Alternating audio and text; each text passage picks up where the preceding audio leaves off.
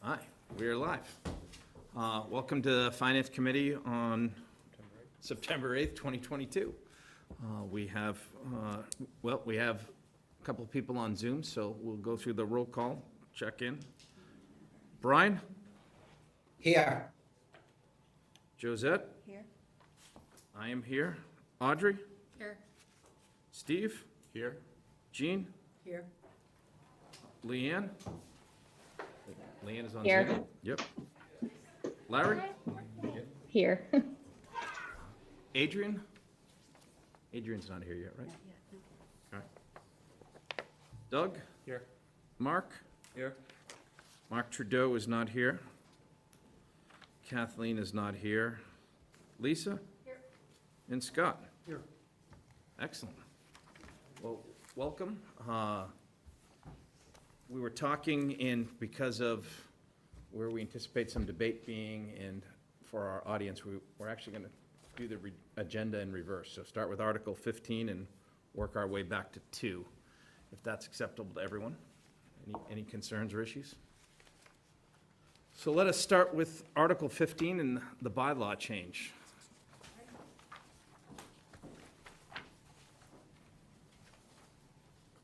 Good evening, everyone, and thank you for having us here this evening. My name is Allie Hamilton. I'm the current chair of the Bylaw Review Committee. The committee was reenacted in the fall 2021 town meeting and comprised of an RTM representative from each precinct. Over the last year, we've worked together to review the town's general administrative bylaws and come up with some recommendations and some language changes. Our goal was to make changes that reflected current practices, to change language to make it more gender neutral. And we worked together with all department heads, closely with Jim Johnson, our town administrator. It also was vetted out through town council. And we were very fortunate that a number of members of our committee were also on other committees in boards within town. So we had some internal dialogue about what goes on at Recreation Committee, what goes on at FinCom, what are current practices, so that was very helpful. Each member of the committee kind of picked a few of the administrative bylaws that they wanted to focus on, and they were the point person to reach out to specific department heads and things of that nature and ask those questions. So Jim Johnson joined one of our meetings to review. Glenn Maffey from the select board also came to the committee to review some of the bylaws that were under his purview. And we have 8 chapters that we are recommending no changes to. There's 3 chapters that we placed on hold that needs a little bit more work and study on. And then we will have 1 chapter that we are recommending no action, as you have already discussed, I think, Article 14 that is on the warrant that has to do with the revolving funds. And there are 6 chapters that we are recommending changes, although most of them, I think as you reviewed the packet, you would see are pretty minor changes. So we will be discussing those tonight, and I'll open to any questions anyone has. Do you have any questions on the changes? I was going to say it was very well laid out, explained. I know we talked a moment ago about going through each one, but I didn't think it needed to dive too deep. Doug Shea was the secretary of the committee, and he did a fabulous job getting the language out and keeping track of everything for us. Thank you, Doug. So Denny, if I could just add something too. Please. The way we presented this as all one article, Article 15, what we're doing is basically saying, if instead of separating it out into separate articles, we're gonna present it as one, and if people have questions, they can break it out as they have some of the police station, we could have broken it out. But it's just as one article, so it's just gonna delete, so for example, delete the building maintenance advisory section. I anticipate that the bylaw committee will have probably something similar to, or maybe the same exact thing as to what was presented to the FinCom as part of the packet, so it'll be straightforward. Town meeting members will know what was there before, and we're just deleting it in its entirety. Yeah, or, no. Sorry, say that? So that's really, it's just, Yeah. we tried to be as straightforward as possible, because we could have done cross-outs and everything, and after talking to town council, this was probably the easiest way to present everything up front. Yeah, I thought it was great. I'm going to say, any I'll questions? make a motion for favorable action on Okay. Article 15. I think we'll keep this simple. Perfect. Yeah, I'll second that. Excellent.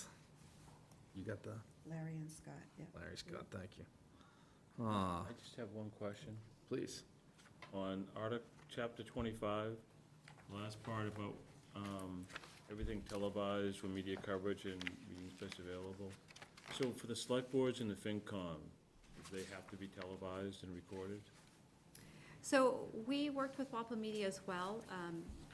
Most of our meetings of the bylaw were recorded, but the Walpole Media, there's limited resources available, and they really have to, review. They're working with school committee events, they're working on select board of meetings to review. So it was that the committees could be available, and the option was there. Right, so I guess just if the meeting go on, whether it's recorded or not. Yes. Okay, thanks. Because the meeting, there would still be adhering to open meeting laws and posting agendas and things. Okay. But there's only so many rooms within the town buildings in the library here that have recording capabilities.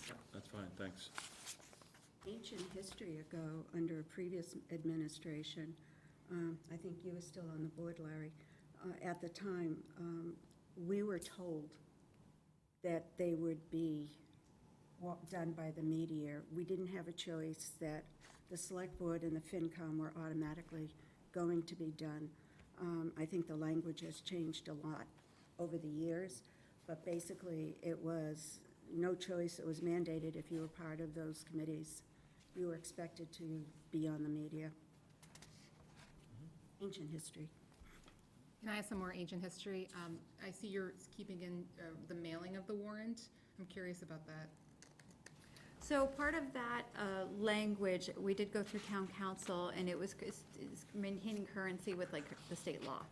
So prior to that, it had to be posted in 8 locations, and there was really a list of odd locations throughout Obscure town. locations. Obscure locations that if you think, where are public spaces in precinct 8? So this is kind of going along with current law. The mailing to each resident? Yes, and I'm pretty sure that's still mandated under it, Yeah, it's still required. yeah. Excellent. Any other questions? All right, let's start. Do the roll call vote. Sorry, get my right page here. Brian? Yes. Josette? Yes. I'm a yes. Audrey? Yes. Steve? Yes. Jean? Yes. Leanne? Yes.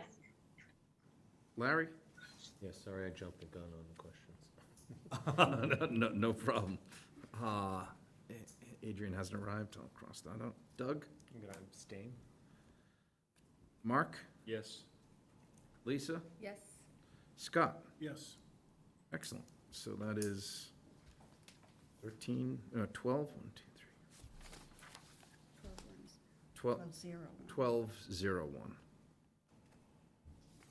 Great job. All right, thank you very much. Thank you.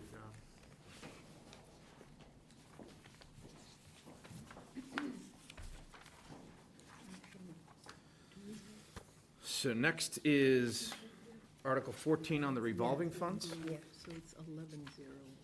Jim's that? Sure. Again, Sorry. How many are here? Sorry. 1, 2, 3. 7, 8, We're down 3 out of Yeah, so it's 12, 12. 1, 11. 2, 3, 1101. Yeah. So it's 12. 10.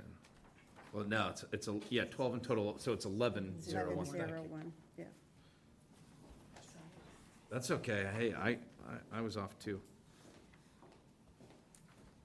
Excellent.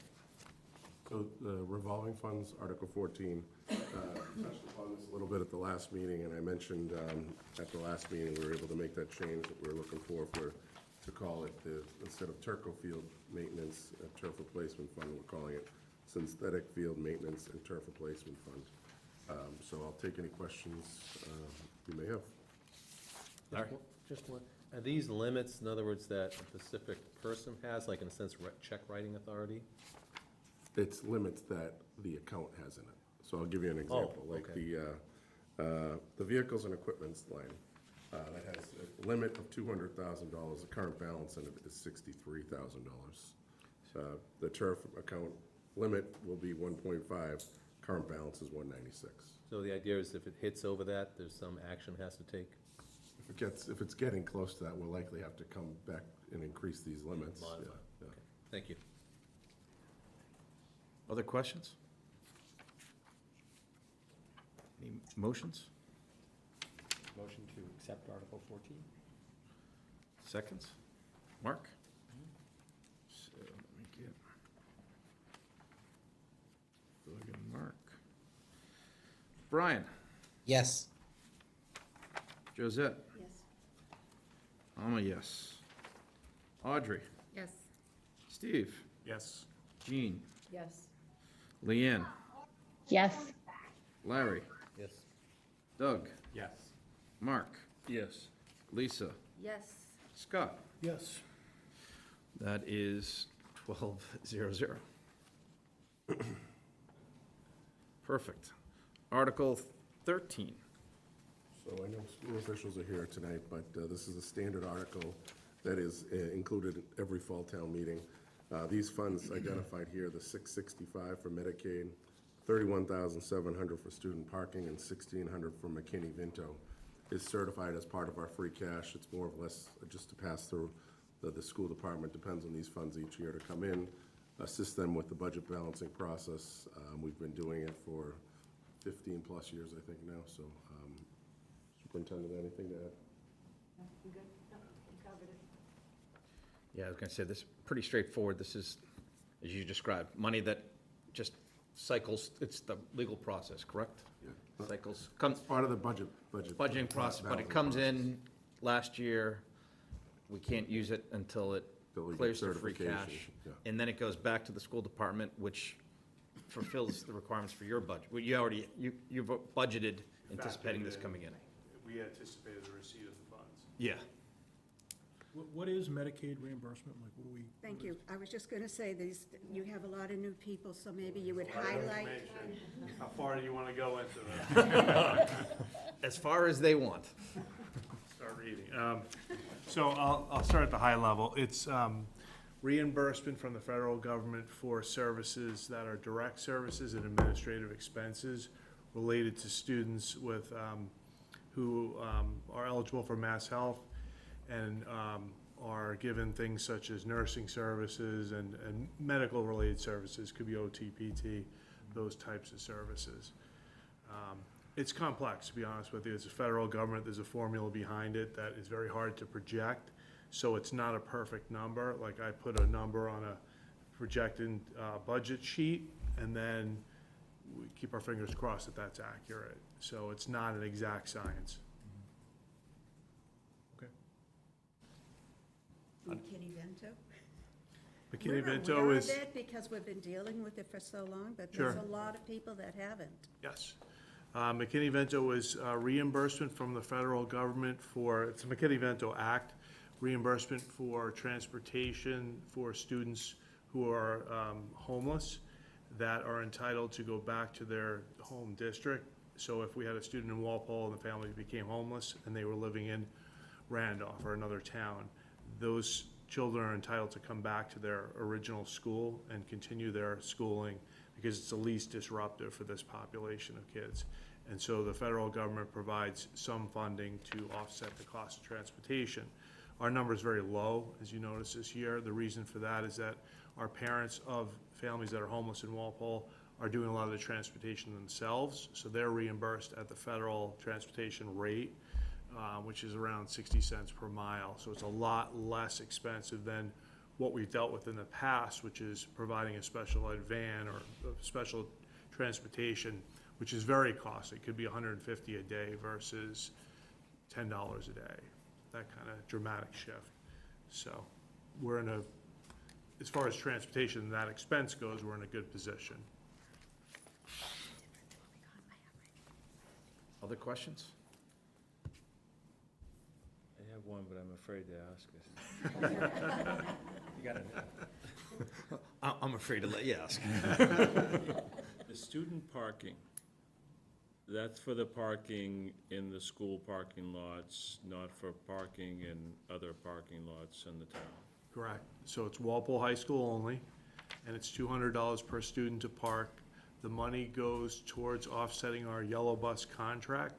So we make a projection of what we think we'll receive from those proceeds every year. This year was like around 31,000. That's what we got in.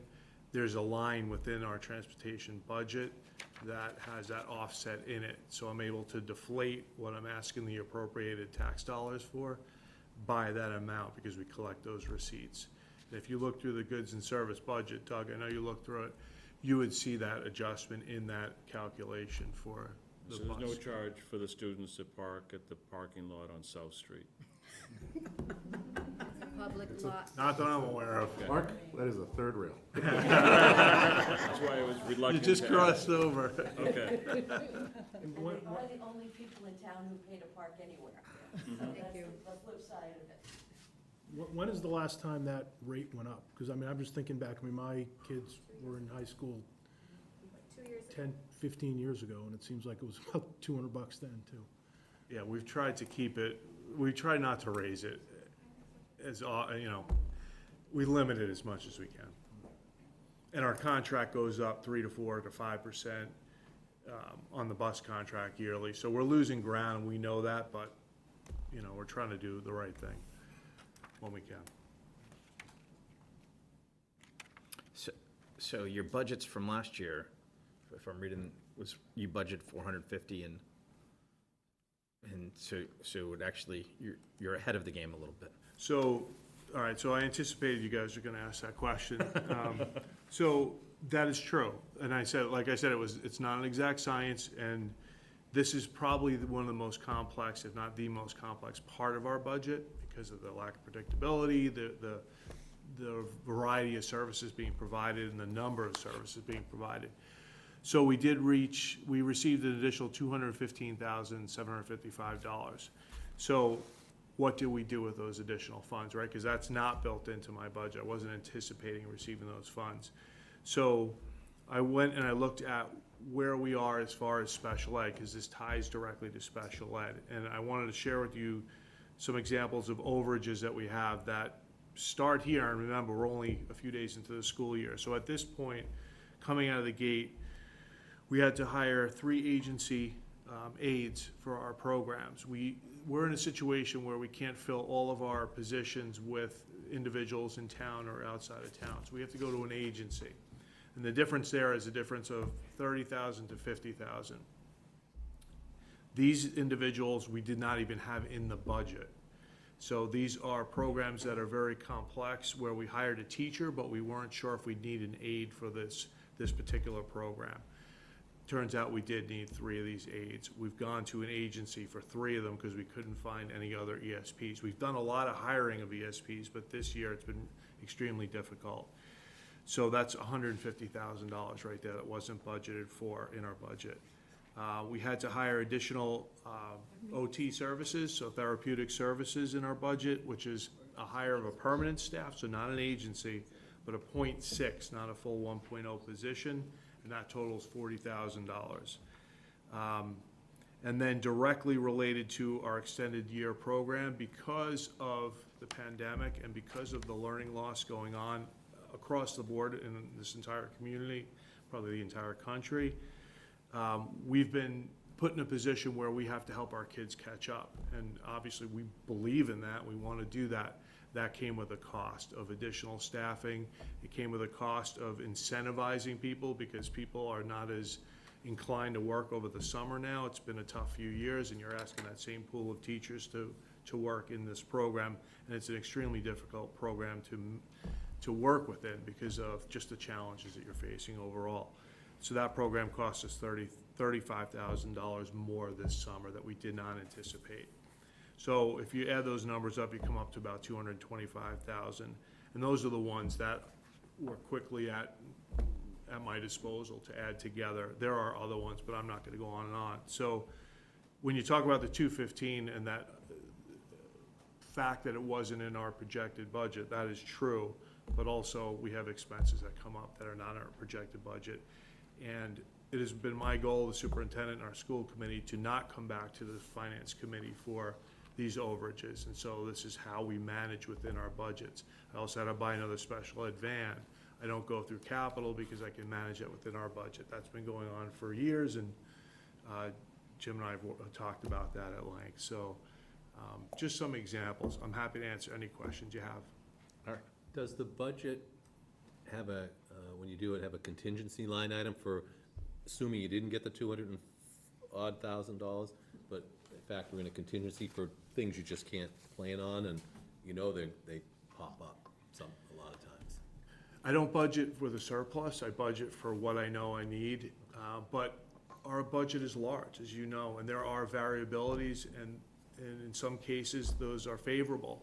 So I manage that very closely, and I use those resources to, and this is an example of a scenario like that. Yeah, thank you. Any other questions? Any motions? Motion for favorable action on Article 13. Second. I got Brian. Doug. Is that, sorry. Brian. Yes. Josette. Yes.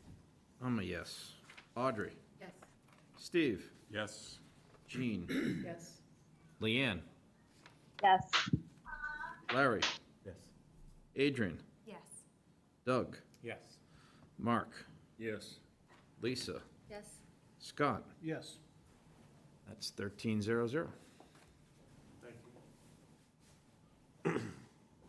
So next on the agenda is Article 5.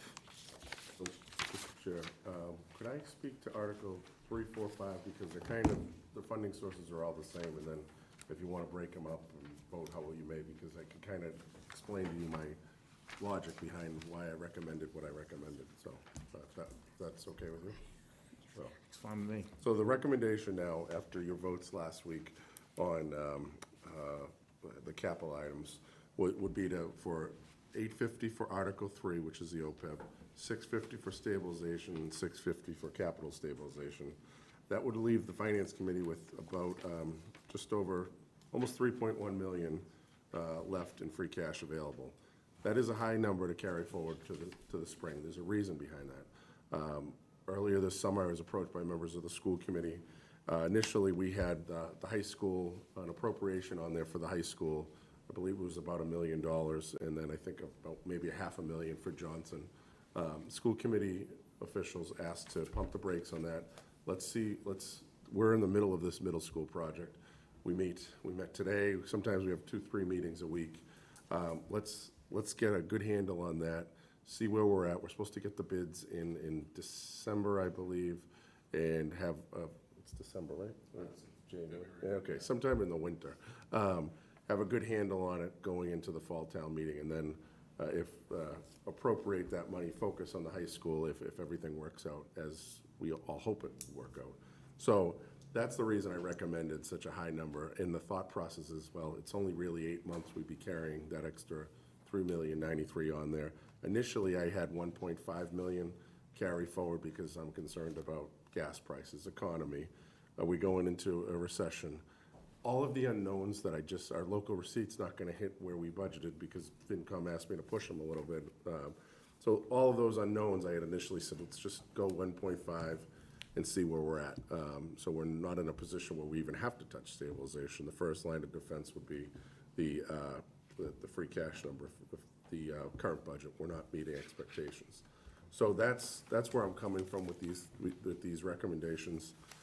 With that would lift our capital stabilization up to about $2 million and change.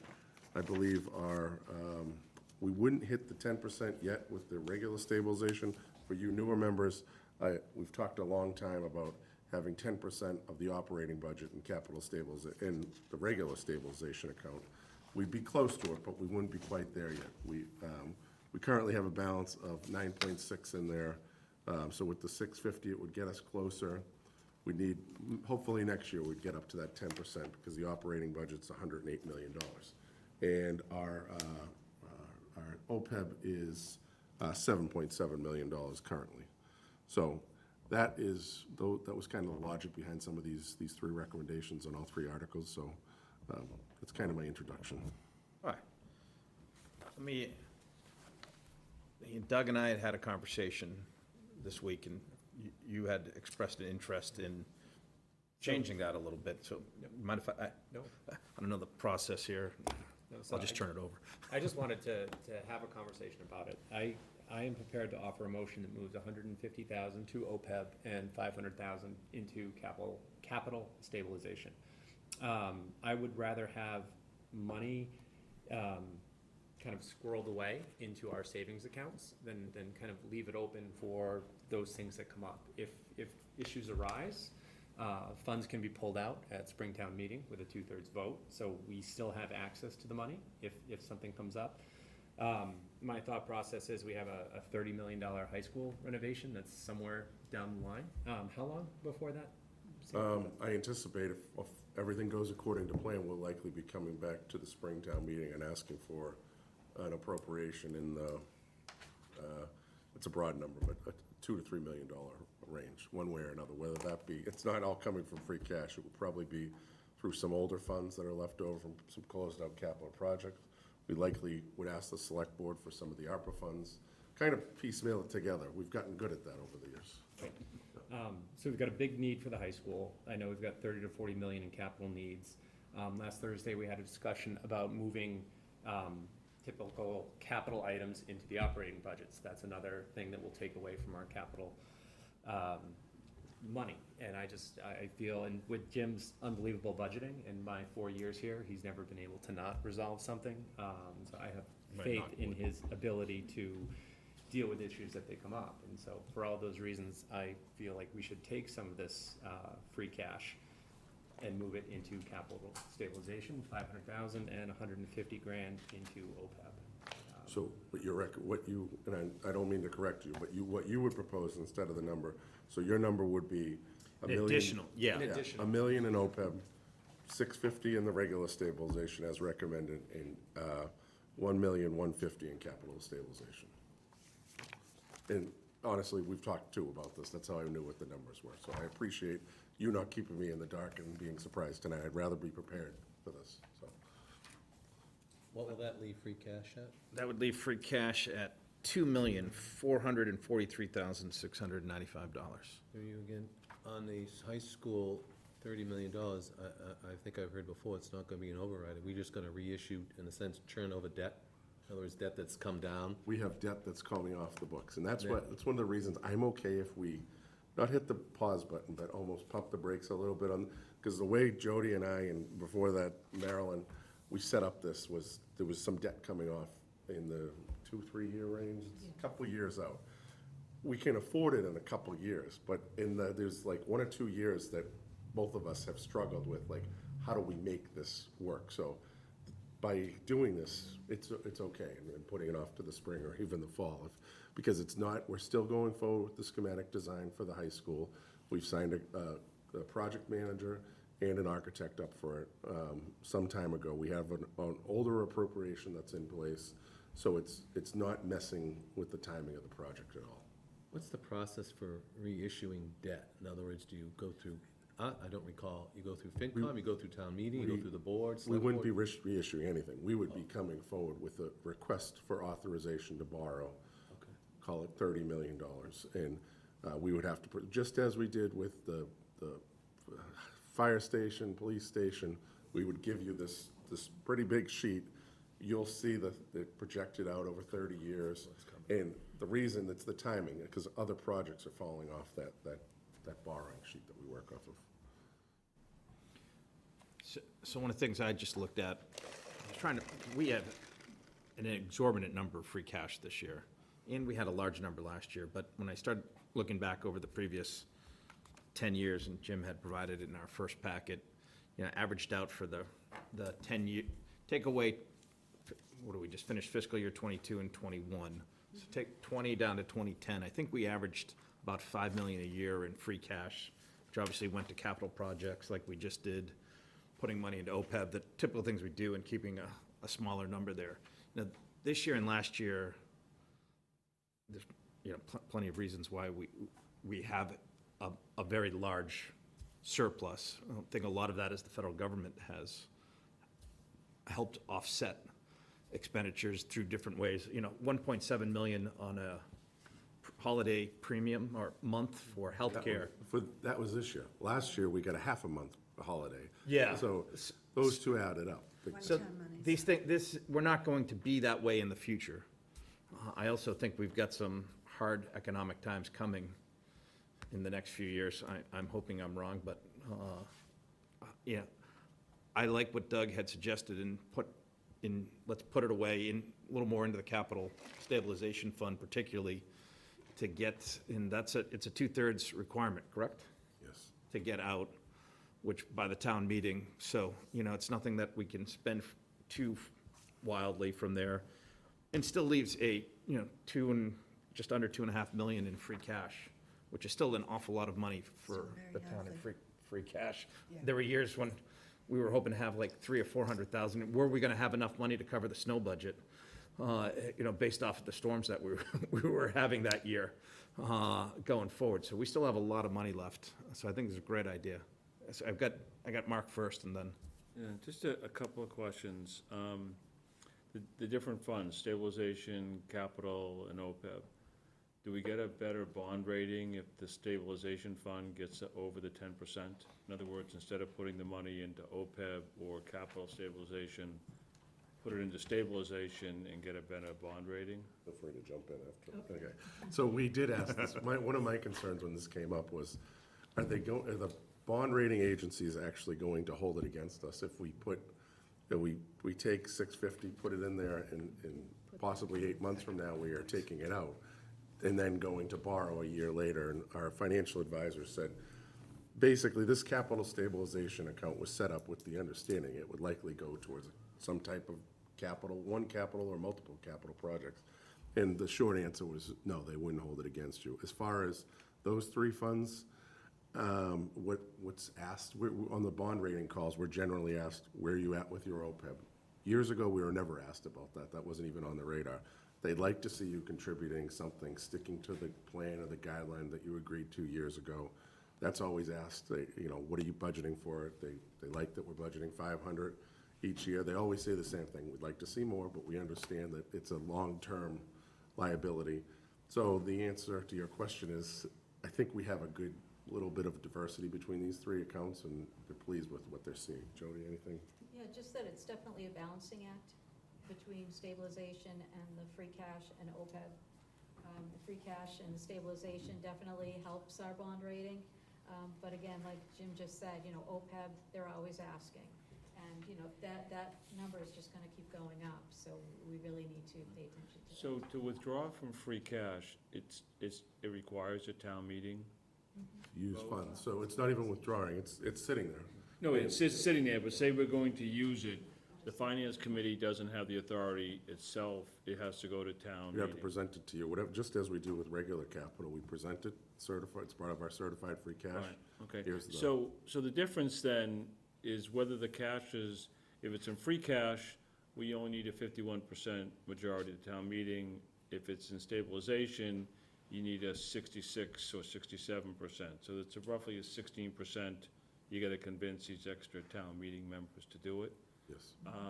So I'm concurring with what Doug's saying about moving the money there. My only thought is, instead of putting it into the OPEB, we have a plan there, we're following the plan, and we all cross our fingers that the pension plan will follow what it's supposed to do. I'm just wondering, do we want to put the money into stabilization? Because as Denny mentioned, we may hit some tough times in the next year or two, depending what the economy does. If we put it into OPEB, it's gone.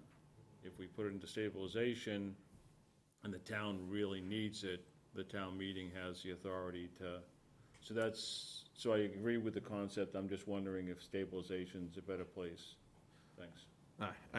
I've got a list here. So I got Adrian, Lisa, Brian, Larry, and I think, in case anyone from the school committee would like to speak, I can make sure we'll get you in there. Mine's just more of a clarification on numbers, because I heard the million towards OPEB. Can you remind me of the figures for stabilization, what you had suggested, Doug? So when the articles come up, I'd propose moving 150,000 to OPEB in addition to the 850 that Jim's already put in there. So that would bring the total to $1 million, 850 plus 150. For the capital stabilization, it would be 650 plus an additional 500,000 Okay, thank you, for the 1.1. thank you. Lisa, did you? Yeah, it's interesting.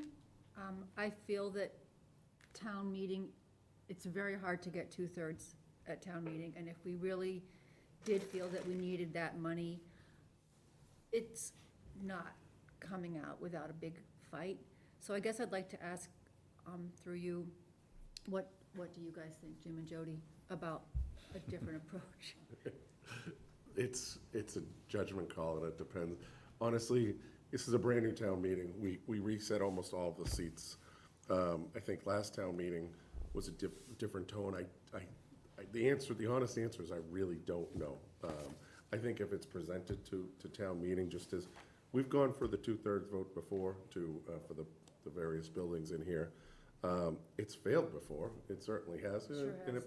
eventually it did pass. We had to convince town meeting. I look back to the Fields vote that failed by, I think it was one vote. It was. And it was tough. It was, a lot of people were disappointed on that one, but town meeting didn't feel that 34% didn't feel we made the case.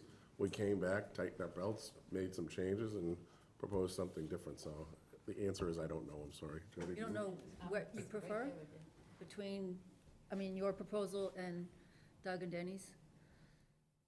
My thought on this is I made my recommendation, and I just know that in 8 months from now, I know the school committee folks were really looking for something. It's just this $115 million building, and I understand where they're coming from.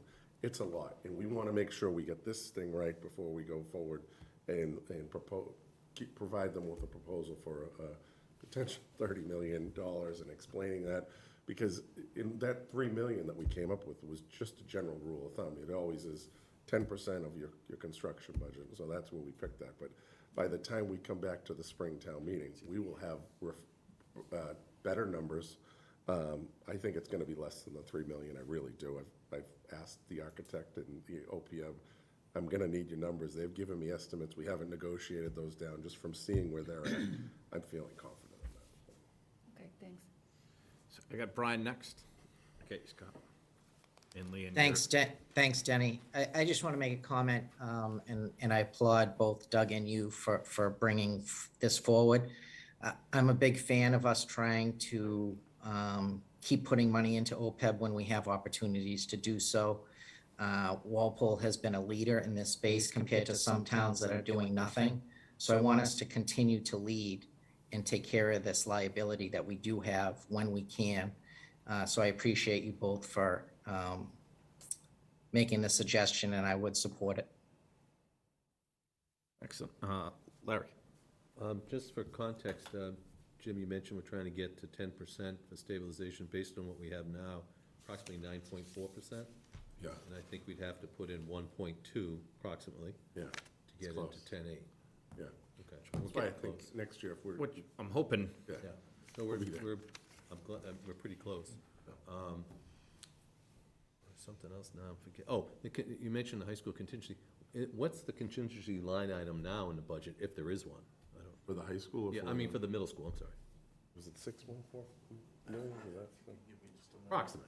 Well, the number that comes off the top of my head is 6.4 million. Does that sound about right? So about 4%, approximately. Yeah, Pat will pull It's up. 150 million. What we tried to do, and I remember a few people, Cliff Snuffer jumps to mind as saying, you need to have enough of a buffer in there, inflation. Yeah. And when we were talking at the middle school, the Byrd Middle School, we had a whole proposal in there. We lined it up, and we haven't dipped into that contingency yet. We've gone through the 60% design phase. We had to make a few tough decisions in August. We eliminated some things, nothing that is gonna really sacrifice the building, the programming in the building, obviously the education for the kids, but there was some cut there because we haven't dipped into that contingency at all because we're concerned once we hit the 90% phase, you know, we'll have an even better sense of what the numbers are gonna be, so. Yeah. Wow, gets that right. Thank you. Perfect. I'm always a fan of putting more money in OPEB, I think you know, so I'm supportive of this. Leanne, your hand was up, now it's down, so I just figured I'd check. I'm all set, thank you. Excellent. Scott? Yeah, I would agree with Brian and Larry. I'm always a fan of more into OPEB if we can, so I think that's a good idea. And can you explain to me you want to do the extra 500 into the capital stabilization versus the regular stabilization? Why is that? What's the difference between those two? Mainly because I know we've got a $30 million high school coming somewhere down the line. We've got $30 to $40 million in capital projects that need to get done. And so they're kind of needs that we know about, so I'd rather start planning for them. And that's. You couldn't pull the money out of stabilization for that? Well, I guess you probably could. I don't see why you can't. It's just this fund was specifically set up for, you know, dealing with capital funding, so that's why. I can hear the. Yeah, I was gonna say, I saw a head shake, so. So ideally, you know, the whole point of building up a capital stabilization, jump in if I miss anything, is to help, one, make sure we have a rainy day fund, but two, help when we go out to borrow for these projects. And they always look at, what are your reserves, what's your free cash, and the biggest thing is stabilization. Are you a good community to invest in? And they give us credit for adding each and every year. So the stabilization, even if we hit a recession, I did this all out for the COVID year. This was like the last line of defense that we had proposed. We had proposed touching free cash. We were gonna possibly dip into some old capital projects that we could close out, or we could just simply not move forward with. So stabilization would be the last line of defense. Rating agencies, they don't mind dipping into capital because a stabilization capital, because you're planning. But dipping into your stabilization, that's not what they want to see. But they care even less about dipping into free cash, right? So if it's sitting in free cash, then it's even more accessible Yes. than capital Yeah. stabilization. Free cash is 50% town meeting. Yep. It's like a checking account. Yep. The, capital stabilization, and correct me, Jim, if I'm speaking out of school here, or anyone, we brought back a couple of years, that account. Right, a year ago. A we year ago? established the account. Yeah. COVID still, time has all just blended together. A year ago, with the idea, and I think this is exactly what the idea was, to start putting money into it for longer-term capital projects and create more of a savings account. And to offset the potential $30 million in borrowing. If we could dip Yeah. into maybe 5 over, or whatever the number ends up being. If it's and there only at have to some borrow point down the 20. road. But free cash is also a checking account, but you have a little easier access to get at the money. Yeah, it's 50% town meeting versus 66%. Okay. Yep. Can I ask a question about capital stabilization? Funds for that have to go to capital projects, but not a specific one, or just in general? If We they're would have to earmarked- identify which project. So if it was, Going in or coming out, though? yeah, going in, you could just park it in there. Coming out, we'd have to explain it's, a school van for $50,000 and list all the, just as we do with the capital budget list that was presented to you. Okay, so if we put in money for capital now for a high school, it could. Can't earmark it right now. We can talk about it, we've talked about it, that this is our intent, but, we're sitting here 2 years from now, who knows? So. Larry? To me, correct me if I'm wrong, the stabilization fund is the rainy day fund. In other words, if for whatever reason, revenues, whatever, we have a bad thing. 9 C cuts, that's the state, Yeah. anything. Yeah, and the idea is that's to plug a hole. Yeah. And the capital budget, the one that we started last year, is to just, any capital project. Correct. A dump truck, whatever. And that's the intent of it, correct? Yes. I thought so. Thank you. Anyone from the school, any comments or thoughts?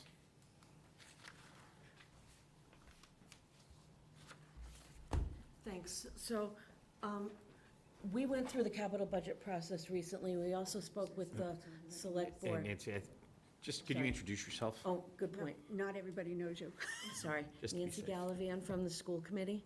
And we've been working together on the capital budget process. We've also met with the select board twice in the summer. and many of you were there at the first one where they wanted to talk about long-term projects that needed to get done. And we all had lists longer than we could afford. The second meeting was meant to prioritize those lists. So when we went back to the select board, we had prioritized our technology request that got funded the other night, or that your recommendation is to fund through capital budget.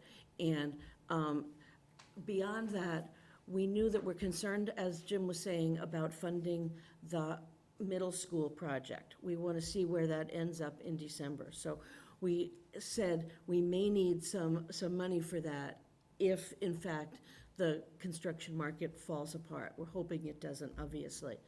But we were going to come to fall town meeting with a request for $3 million for the high school design costs. We decided to postpone that because we want to see where the middle school is coming from in terms of money. We were also going to come with $1 million of requests for the beginning to work on the HVAC system at Walpole High School. It's getting to the end of its life, and we would like to begin there with electrifying the HVAC system. So I know this is probably longer than what you were expecting, but we were going to bring $4 million worth of requests to capital budget for this fall. And when we talked to the select board, we said, we'll put a hold on all of those things because we'll wait and see what happens with the middle school project. And when it came to the HVAC money, the town is working on available grants. And there's also a portion of the ARPA money that is targeted for specific things, and HVAC systems is one of the specific things. So again, we agreed to put off that $4 million that we were going to request. But really, we're likely to come forward with those requests in the spring. So we're concerned about let me go back one step. We understand the idea that you're trying to be as fiscally responsible, and we like that. We're concerned about the 2/3 vote coming out of town meeting for a couple of reasons. One is, for those of us that have been town meeting members for a long time, we didn't used to have any stabilization. And now we do, and we've come to a pretty good spot, but we've never, ever, ever taken money out of stabilization. So in order to get money out, we're going to need your board to be very supportive of it if in fact, we need it in the springtime. Because if things go favorably with the middle school project, we are going to be looking for $3 million in the spring. And if we can't afford the HVAC systems through the grants and the ARPA money, we might even be asking for more than that. So we're just concerned about the 2/3 vote. I don't really think that there's like more interest that we would accrue if we kept the money in free cash versus if we put it into one of these other pots. But it's just concerning, and I think if your board was super clear that we're putting it in and we're going to recommend taking it out, we'd feel more comfortable. The problem is I've never seen ever. So Nancy, a couple of things there. Just to, the Yep. stabilization, as Larry said and we talked about, the idea is to never, ever, hopefully not ever need that money. That's what stabilization for. Capital stabilization was created with the idea that money would go in and money would come out. So it's a different, they have the same surname, but have different meanings. But town meeting has never seen that, is just my point. They've never seen it because it didn't exist till a year ago. No, I get it. So long as you know that we've thought that we were doing the smart thing by pushing off this $4 million of requesting it right now, And we're gonna be asking for your support to say, we know that we have those needs coming up. We're, hoping to be able to spend those So- monies soon. So, I mean, even, we don't have 4 million, even if, I gotcha. this is 500,000 additional that we're talking about here, so this is not 4 million, and, the difference is now taking it from, 3 million down to 2.5 million of free cash. And that money would be there for other things. So how we gonna come up with $4 million in the spring is up to you guys and Jim to figure out and put the patchwork together from there. This is just putting $500,000 extra into a fund that is probably gonna be needed a few years down the road too, if you wanna build that high school. So, whether it comes out in the spring, or you guys can find other ways to do it in the spring, a lot of this money is gonna be needed for the high school when you wanna build it, so it's. No, and we've It's all been kinda- working with Jim It's all kinda just along. going there through the process.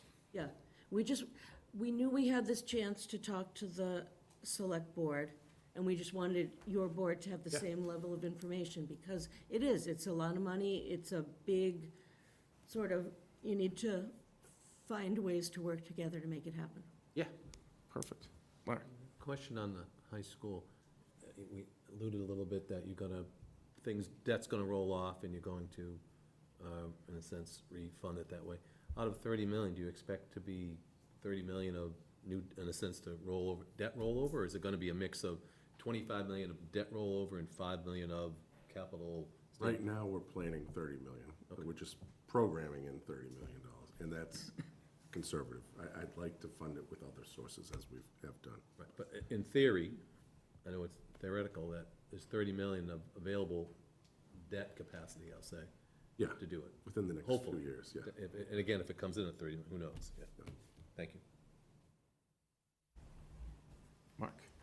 Just two comments. So, one is, I would agree with the school committee to have withheld looking for the $4 million. My personal opinion is, until the middle school is kind of locked in, what it's gonna cost, what the impact is, it's kinda hard to then come to the town and say, and now we're jumping to the high school and doing the others. The other thing is, again, I'm a big OPEB fan. I'm just feeling with concerns about the economy, not even with the high school things. I'm feeling we should stick with the original plan and keep the money in free cash so it's available to us, the finance committee and the town come the spring. I hate to lock it up now. I feel confident, we're doing what we said we would do in OPEB. We have a plan. And I don't think we need to move the extra money, given the current economic situation. Thanks. Any other comments? So, I'd say, let's start with, You want to start with the one that probably has no debate, which is the regular stabilization? Article, yeah, that's a great idea. Someone with a little experience here. So can I get a motion for favorable action for Article 4, in which, so Jim, right now, there's no, the way that warrant's written, there is no, it doesn't say 650,000. We No, all would- these articles, we don't include the dollar value in any of them until we write out the motions. And we base the motions off of whatever you wrote on. So right now, do we need to put the motion, so the motion should be for favorable action Move for for favorable action in the amount of 650,000 650 into stabilization.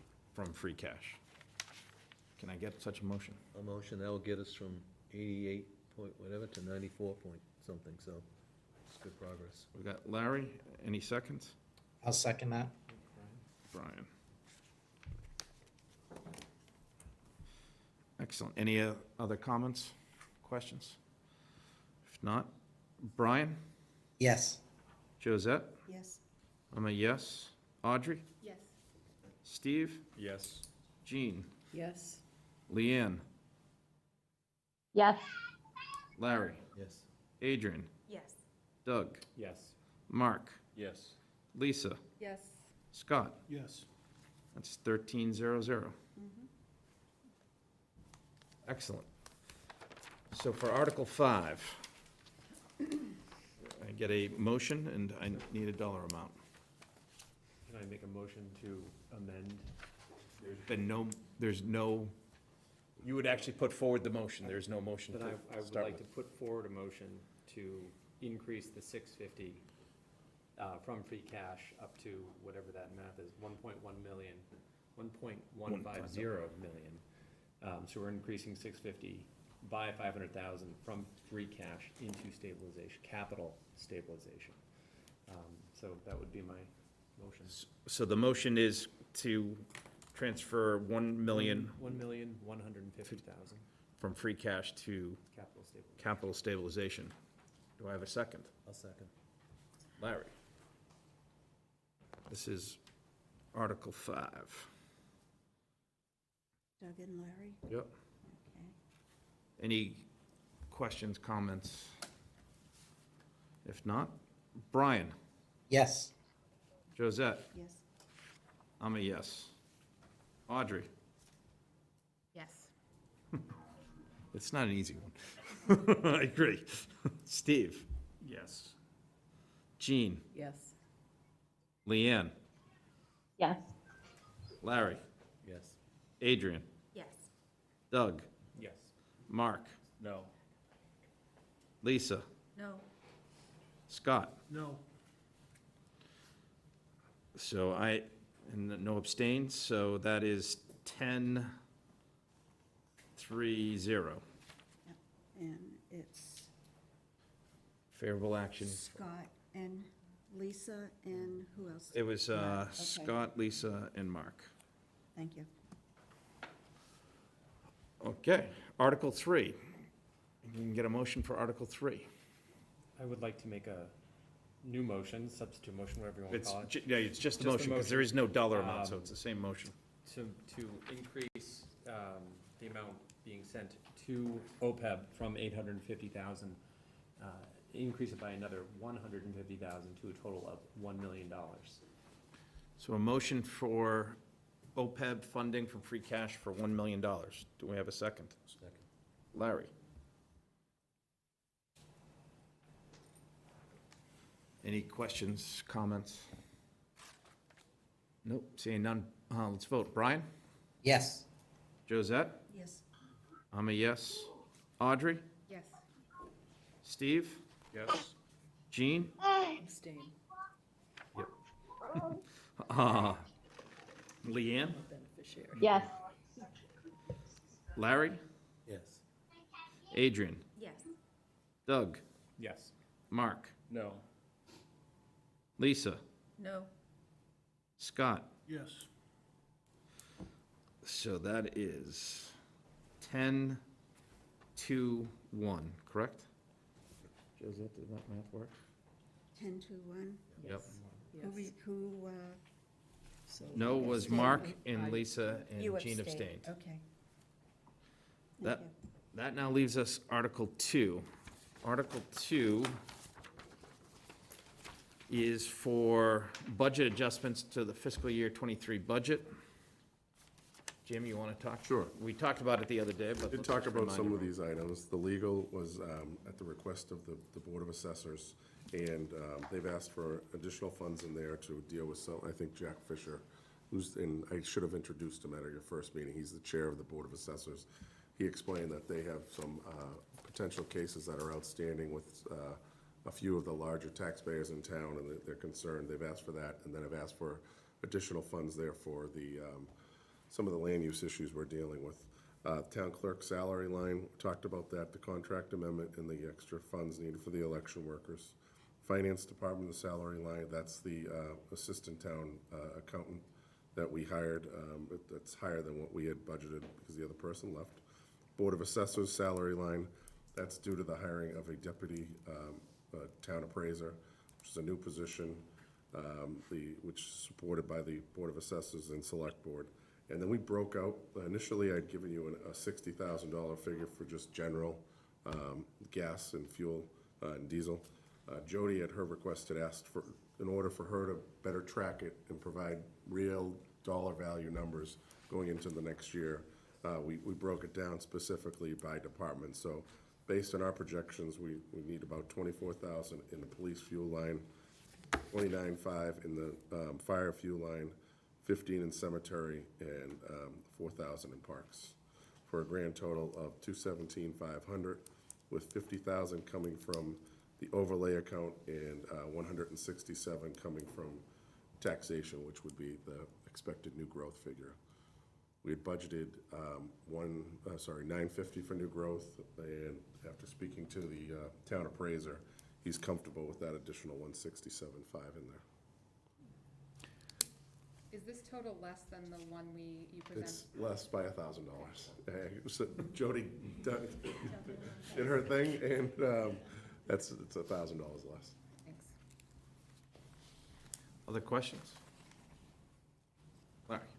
Just to reaffirm, the assessor position, that's gonna sunset in theory? It's expected, one way or another. We had to enter into an agreement with AFSCME because it was replacing a union-held position.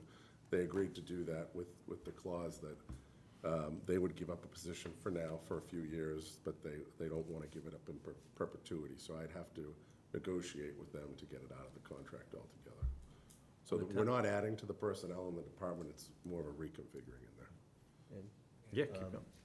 On the town clerk, I asked for a copy of the contract 2 weeks ago. I got it today at 4 o'clock. Is there any, and I only got it. I don't think anybody else did. Is there any No, we got the addendum. I asked for the whole contract. To put the addendum in context, the contract's done, it's whatever.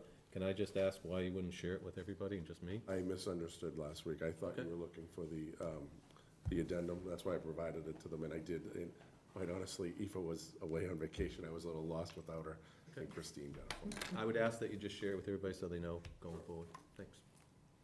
And that was the contract was the standard contract that anyone has, yeah. So, other questions? I think Leanne and Brian. Leanne and Brian, thank you. Thank you. Hi, thank you. Sorry for the background noise. I think in one of the first meetings, we talked a little bit, Jim, about contingency. So is this new money, or is this just kind of shuffling deck chairs and pulling it out of a contingency? This isn't as much contingency. This is new growth funds. I think we may have been talking about contingency funds as far as relating to some of the stabilization accounts, or I think it was the free cash maybe, keeping in place there. But this is more or less just to cover some of the unexpected needs of each of these departments. Right, sorry, let me rephrase. Each year you do at least have some kind of contingency within the total town budget, right? So I think you're thinking of the reserve fund. We did talk about the reserve fund after the meeting, right? Okay, all right, thank you. So that's a separate line, as 450 or 460, I think. And it's basically, for the most part, the finance committee, and if they're in agreement, the select board control that. So if there was a shortfall in one of the departments, or schools needed a shortfall because of sped, they'd have to come plead their case to you, and also have the select board sign off on it. Okay, understood, thank you. Brian? Through you, Denny, I had 2 quick questions. Just on the town clerk addendum, number 1, the dates was from 7/1/22 to 6/30/22. What should that second date be? It is actually 23. It's 1 year. We talked about. One second, Denny, or Brian. What was the other question while I look it up? The other question was, thank you for breaking out the fuel line. And with Norwood Hospital closed, does the additional fuel being spent by the fire, is that a burden to the town, or are we getting any any money back from It's a anybody burden to because the of? town. Okay, thank you. So it's effective July 1/22 to 6/30/23, with an option for an additional year. She must provide me notice by January 1st whether or not she's going to stay that extra year, and she agrees to train whoever the next person is chosen. Okay, thank you. That's all. Appreciate it. You mentioned with the legal cost during the meeting in August. Are there, in the future, looking into policy changes or things to make it so that we are not so involved in legal cases, taxes aside, but some of the land use cases with the master planning committee and other things that we can change? And this, I guess, on its face, my answer would be no. I don't have much control over what a zoning board rules, or if someone appeals a decision, is one case in particular I'm thinking of. They made a decision on a 40B case, they granted it, then the developer decided to appeal it. At the HAC, we need legal counsel for that. And then the same developer has appealed in two separate cases, our safe harbor. So we really can't control those things, whether or not a developer goes forward. Another one before the planning board, there was a project that the planning board, I believe, denied the application, and they ended it, and then the person decided to appeal the subdivision. So a lot of that stuff we can't plan for. So no, I'm open to ideas though. Yeah, I was just, well, my lens is always through the Walpole Housing Partnership and looking at more streamlined processes so that it's less expensive for the town and the developer. Yeah, Sounds good. I'd do it. Good. Other questions, comments?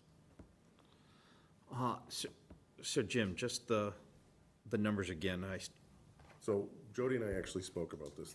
What we've done in the past, and what we'll have to do as part of the main motion, is cite the specific account number that each of these are going into. It'll be, I'm assuming we're gonna go back to displaying the motions up on the board at town meetings, so town meeting members will see legal costs, account XXX0, whatever, and the amount next to it. So as far as your motion, if you're going to take favorable action, I would say recommend favorable action on Article 2 as presented in the memo dated September 7th from the town administrator, as outlined, with the funding source being $167,500 from taxation and $50,000 from Board of Assessors overlay, as follows, which totals $217,500. Perfect. So moved. Thank you very much. I was afraid I was gonna have to repeat that. Do we have a second? Doug? Second. Brian, perfect. Just get this here. Any questions, comments, discussions? I got it. As presented, which is right here. Brian? Yes. Josette? Yes. I'm a yes. Audrey? Yes. Steve? Yes. Jean? Yes. Leanne? Yes. Larry? Abstain. Adrian? Yes. Doug? Yes. Mark? Yes. Lisa? Yes. Scott? Yes. That is a 11-0-1 favorable action. I believe that was that's all the votes now, Larry. Jim, Jesus, called you Mark earlier, now I'm calling him Larry, I'm one off. What did we miss? 12, there's 13 altogether. They voted what? Yeah. Sorry, thank you. Oh, okay, so that's. And you yeah, you And that was abstained. 11-0-1. I thought. No, we're up to 13 people now, that's what, It's 13, because. I'm tired. So 12-0-1, right? Correct. Okay. Yeah. What was the vote for Article 15? 15 was 11, that was 11-0-1 Okay, thanks. That's what I have to. with Doug abstaining, yeah. Yeah, You know, that's what, sorry. So with that. Someone double check all my math on a regular basis. We're done the articles for now. If anything comes up between now and the public hearing, we'll certainly coordinate a meeting probably on a Monday or a Thursday night. Yep. And I think, Any new business from anyone else? do you want to talk about, you and I talked about having a That's joint what, meeting. Yes. I was gonna raise that next, oh, Larry. That was the Yeah, so, go on tour or whatever. yeah, so a That's two. couple of things that I wanted to talk about, the group figured get to the end of the meeting and see where we were. So the town and all the leadership, they do their budgets for the new members who haven't been through the spring, do their budgets, when you start in November, December timeframe? The memo goes out right after town meeting, but we give them until December-ish, beginning December 1st, if somewhere to enter into munis. So that time frame is. Yeah. So by the time we meet in the spring, you know, a lot of work has been done on the budgets, where the money's coming. So if we want to make changes to the budgets come the spring, it's a little harder to do, because then, you know, here's the dollar amount that's coming in, here's where it's going. So we'd have to, if we want to take money from one, or add money to one, we got to take it from somewhere else and adjust back and forth. So, and after our meeting, was it last week? Yeah. Yeah, I thought it would be good to have a discussion in after town meeting, where we provide more guidance, ask the school committee to come in, ask the select board to come in, and just have a conversation as a whole on what people are thinking. And, yeah, poor Jim's gonna get a lot of different opinions, but if we can find some type of consensus on what we want to do with different things, so we can provide input now. A lot of times in the past, I've heard, well, geez, we should have known that ahead of time. I'd like to have that meeting ahead of time. So, and maybe it's 2 meetings, you know, 1 or 2 meetings in some point after town meeting. I just wanted to get people's feel for doing something like that. I'm in favor, but I thought, I'd like to see, we did it several years ago. We toured some of the. I'm gonna bring that up. That was this was the Okay. first one. That's the second piece. So I just want to make sure we'll schedule it and make sure people are comfortable. I agree with you with the fact of having the class, or not a class, but having a conversation. There's a lot of new people, and the line between what is capital and what is in the regular budget is becoming kind of blurry. So if we can get definite explanations of what they should be with the new people and stuff, I think it would be a good time to kind of refresh everybody's memory on it and what Jim and his group expects from us and what we expect from him. Sorry, I don't think I understood the difference maybe between what Denny's proposing and what Josette is proposing. I thought, Denny, you were saying maybe after town meeting. Correct. We would have Yeah. we would hear some of the departments about what their plans are for their budget, like school, but maybe police and fire. I think it's time to have, yeah. Yeah, have a conversation back and forth so that everybody's on the same page as to what a capital expense is, what should be in the regular budget, because when we were going through this, there was some concerns previously, and with the new members, it's an opportune time, considering how everything has changed and we've just come out of the pandemic, that maybe Jim can give us some insight as to what his expectations are and open the conversation.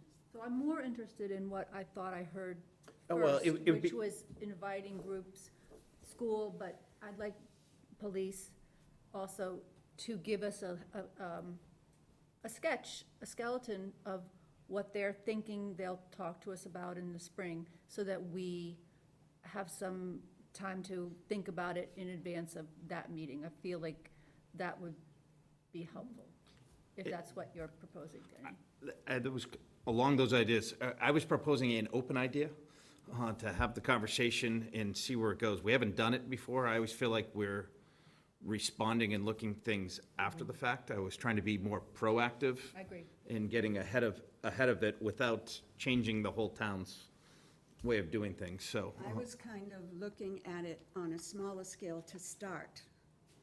Selectmen, school department, capital budget, FinCom, obviously the administration, and Jody and that, and get the flavor, because I feel, and I've been through a lot of these, I don't know if anybody shares this feeling, but if you get too many people to start, everybody comes in with their agenda, and we're not looking for agendas, we're looking for a plan to go forward, and Jim has always been really good of giving us the information and stuff, but I think there is such a line now because of so many new people, not just on this committee, but on other committees, that they don't understand, I shouldn't say it like that. No, you shouldn't.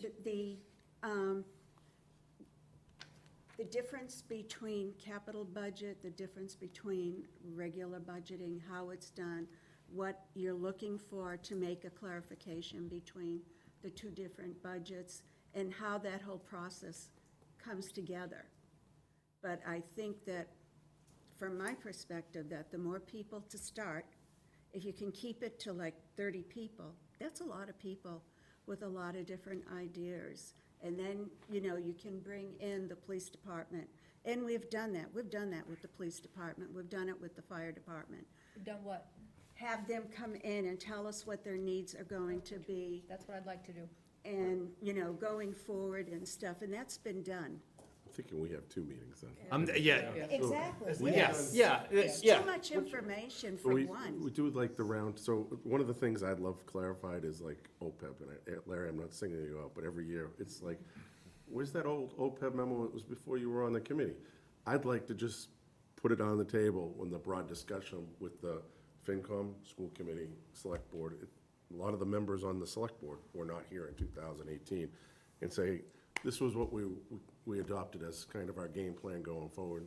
Reaffirm, is everyone around this table comfortable with this? And if there's a general consensus, we'll continue down that path, but if there's some changes that, you know, the majority of the people feel should be made, we'll make those changes. We'll talk a little bit about what are you expecting for the upcoming year? You know, what are some of the major needs? What's the priorities? Again, I don't mind talking about, Jim, we'd really like you to start budgeting for a police cruiser in there. Stop cutting it out of the budget like you did the last 2 years. I'll find a way to make it happen. I don't know what that is, because I don't know. I'd rather have this discussion before Jody and I are sitting in the dead of winter, that long week of Christmas week, trying to figure out, well, how do we balance this thing and move? That's the week we tend to do things like that, so. But also the idea of coming in, we want to add this new position, we've already put it in the budget. Well, wait a minute, why, where, you know, I'd rather discuss that before you've locked On the things. town side, I'd probably like to have you meet with the big 3 departments at the very least, DPW, fire, and police. And maybe if there's some, like, I'd love to have Melissa come in, and if anybody has any broad questions about solid waste and what's the, you know, it's a $2 million budget. Every night. Yeah, plus Board of Health, so there's a couple of other department heads we could kind of sprinkle in there too and have, you know, not grill them, but just, you know, where do you think you're at? What are you gonna be requesting, you know, as part of your munis request and entering into the system, just so you understand what they may be looking for. My recommendation may be different. I got Leanne, and then we'll come to you.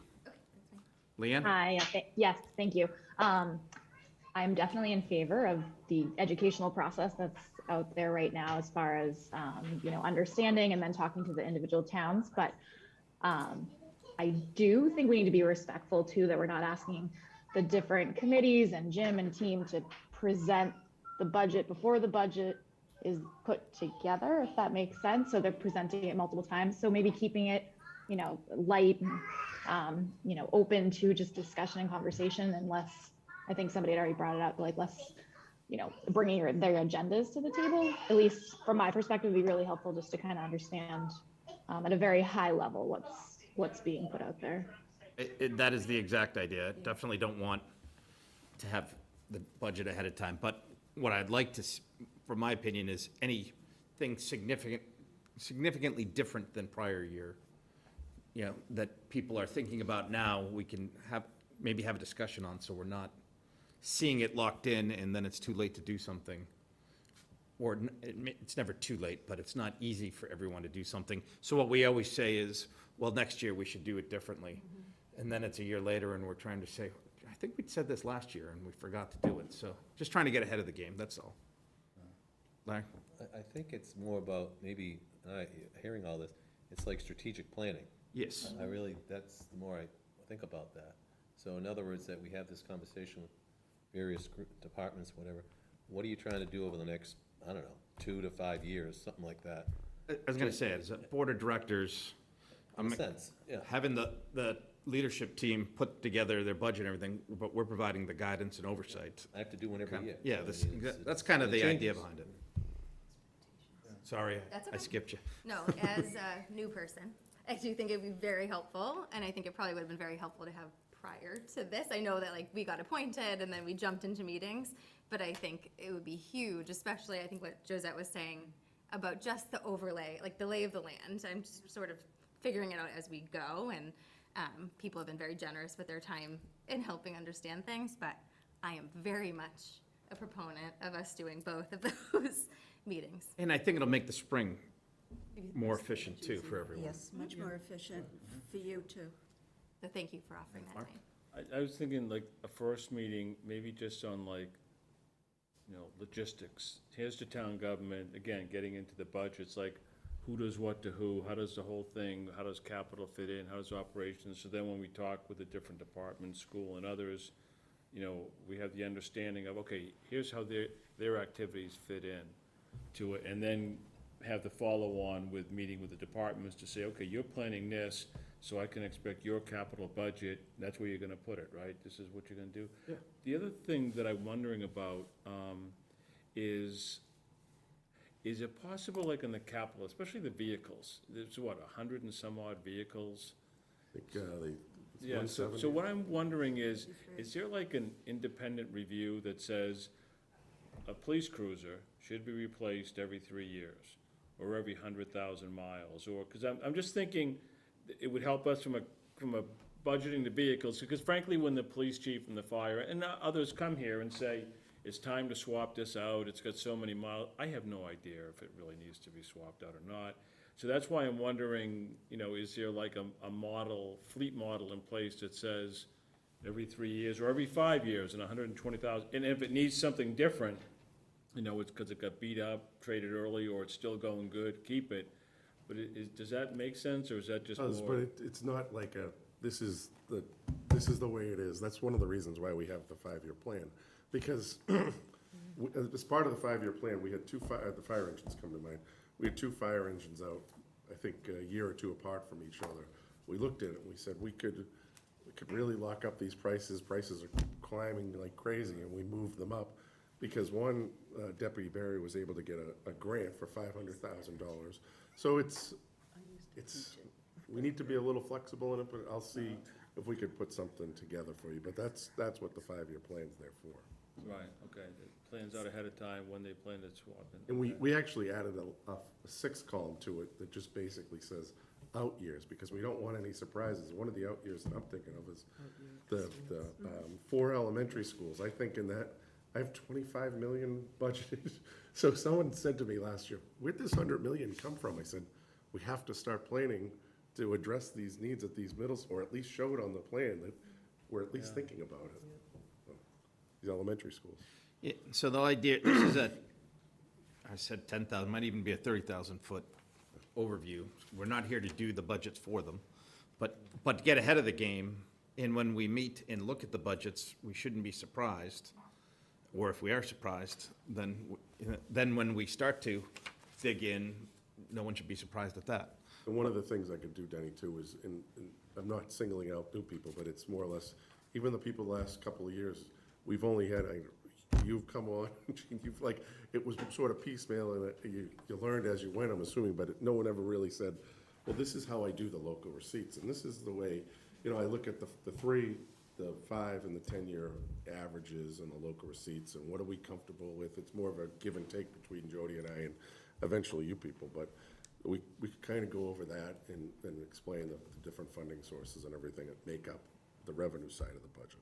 And the revolving accounts and how they affect what departments and such.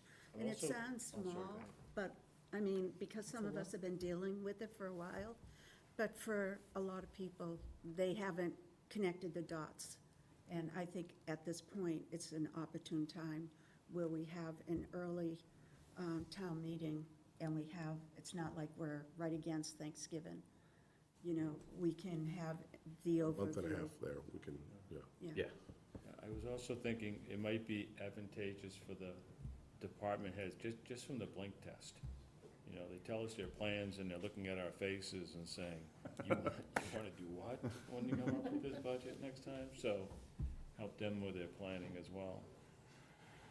I agree. I think that would be helpful to, first of all, I would love for you to budget my own household. I'd probably be a retired millionaire by now. So, no, but I think it'd be helpful to know your budgeting philosophy around things. So, why the school department pays for a van out of their operating budget versus other people pay for cars out of the capital budget. Yep. Just know that whole philosophy behind it. And I know it has to do with reimbursements and other things like that, but I think that'd also be helpful as we talked about taking 2/3 vote for getting things out of a capital or a stabilization account, that other people hear that philosophy behind those things too, because we're often presented with things like their package as opposed to asking questions about those things. Sure. So the other thing I wanted to propose, which is something that Larry, when he was the chairman years ago when I first joined, I think you called it Finance Committee on Tour or something like that, where we went out throughout the year, so, and went to see the schools, the town hall, the buildings. Water department. Yeah, because it was rather surprising to see, the shape of some of these buildings many years ago. I will tell you, when I first got on, I grew up in this town, complained about town government and spending and how poorly everything's run and, a bunch of bums and blah, blah, blah, blah, blah. And then I spent a year or two here and I'm thinking to myself, I'm like, holy crap, there's a lot that goes on in here and how it's done. And this is not, I've run a business my whole life and this makes no sense whatsoever, the way government runs and has to deal with things. So it was a great educational experience and opened my eyes up. But seeing the buildings, I thought was all, why are we spending money over here? When you see the leak coming in, you're like, oh, okay, that's probably something we should be doing. So I'd like to do that too. We did it, we went through various in the water department, and plus that capital, the 5-year plan, you can also maybe get a peek at the building or the truck or whatever it is to sit there and say, okay, connect kind of the puzzle, at least it did for me back then. And you don't have to go. I mean, we offer them sometimes at night, we walk through this town hall over 2 nights, like we did one floor, and ask people, what are you doing, what's going on, what do you need, and stuff like that. And that could be done over a longer Yeah, period of I mean, time, we because did that it- isn't something that has to be done in like, oh, we're gonna do 5 buildings in No. a week. It could be, a building a month for Yeah, the we next did it year. like October through up until Thanksgiving, maybe once a week or something, and Yeah. and then maybe in the spring when we finished, if there It was was time. basically when we would normally be meeting, a Monday or a Thursday, during that time for a maximum of 2 hours. And, did the fire department, which was the old department at that time, and the police department. And the water department I found the most interesting. And what I found really interesting is that how many people didn't know where it was.